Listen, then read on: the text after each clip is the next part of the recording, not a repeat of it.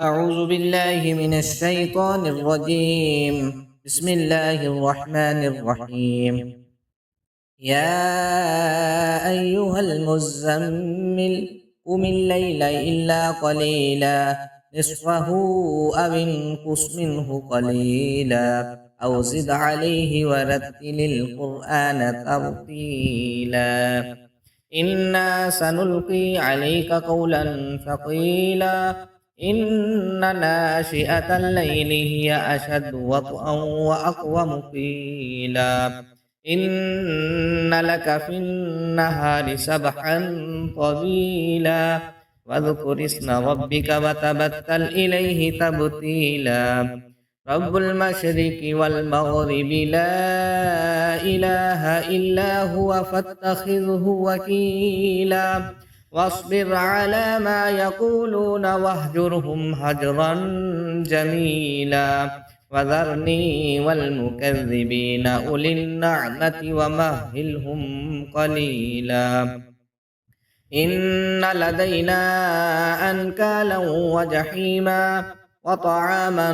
ذا غصة وعذابا أليما يوم ترجف الأرض والجبال وكانت الجبال كثيبا مهيلا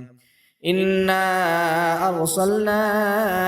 إليكم رسولا شاهدا عليكم كما أرسلنا إلى فرعون رسولا فعصى فرعون الرسول فأخذناه أخذا وبيلا فكيف تتقون إن كفرتم يوما يجعل البلدان شيبا السماء منفطر به كان وعده مفعولا إن هذه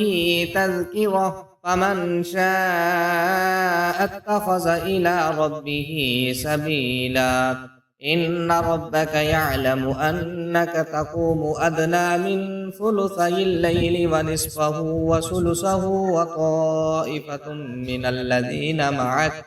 والله يقدر الليل والنهار علم أن لن